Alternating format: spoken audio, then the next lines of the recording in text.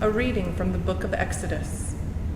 When the people saw that Moses delayed to come down from the mountain, the people gathered around Aaron and said to him, "Come, make gods for us, who shall go before us. As for this Moses, the man who brought us up out of the land of Egypt, we do not know what has become of him." Aaron said to them, "Take off the gold rings that are on the ears of your wives, your sons, and your daughters, and bring them to me." So all the people took off the gold rings from their ears and brought them to Aaron. He took the gold from them, formed it in a mold, and cast an image of a calf. And they said, "These are your gods, O Israel, who brought you up out of the land of Egypt." When Aaron saw this, he built an altar for it.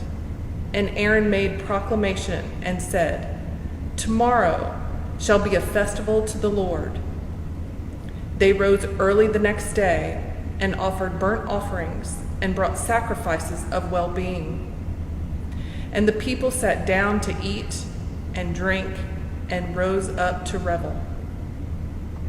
The Lord said to Moses, "Go down at once. Your people who brought up out of the land of Egypt have acted perversely. They have been quick to turn aside from the way that I commanded them. They have cast for themselves an image of a calf and have worshipped it and sacrificed to it and said, 'These are your gods, O Israel, who brought you up out of the land of Egypt.' The Lord said to Moses, 'I have seen this people, how stiff-necked they are. Now let me alone so that my wrath may burn hot against them and I may consume them. And of you I will make a great nation.' But Moses implored the Lord his God and said, 'O Lord, why does your wrath burn hot against your people, whom you brought out of the land of Egypt with great power and with a mighty hand? Why should the Egyptians say, it was with evil intent that he brought them out to kill them in the mountains and to consume them from the face of the earth? Turn from your fierce wrath, change your mind, and do not bring disaster on your people. Remember Abraham, Isaac, and Israel your servants, who you swore to them by your own self, saying to them, 'I will multiply your descendants like the stars of heaven, and all this land that I have promised I will give to your descendants, and they shall inherit it forever.' And the Lord changed his mind about the disaster he planned to bring on his people. Then Moses turned and went down from the mountain carrying the 2 tablets of the covenant in his hands, tablets that were written on both sides, written on the front and on the back. The tablets were the work of God, and the writing was the writing of God, engraved upon the tablets.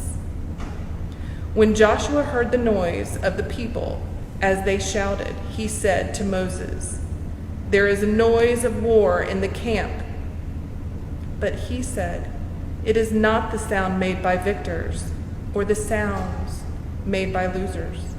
It is the sound of revelers that I hear.'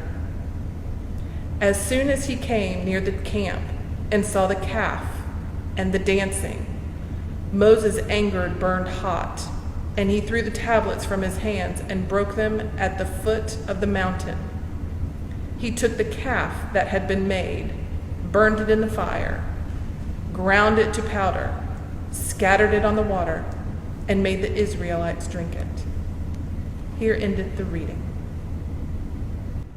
The Israelites are finally free from Pharaoh. They had been delivered from a long and suffocating captivity. The victory songs were fresh on their lips. The future was bright. But oh, how quickly discouragement set in. Moses being delayed on the mountain was the last straw that broke the camel's back. Now the complaining, the naming of everything that was lacking. They groaned about being brought out of one misery and into another, and they wanted action, and they wanted it now. So they took all the bounty they had, and out of their imagination, they fashioned this golden calf.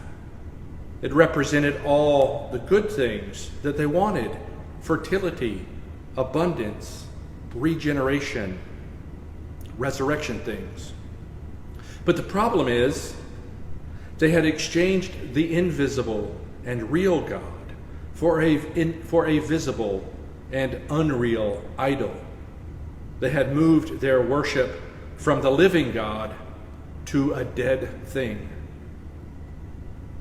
It's amazing how quickly that can happen to us too, when impatience and control get the better of us. We don't use the word idolatry much these days, though there is probably as much idolatry in contemporary America as there was in the wilderness of sin. Today, I want to take stock of the things in my life and make sure that I am not worshiping anything above God. That means I may have to wait, and I may not have all the control I'd like. Lord, grant us the strength to wait and to trust.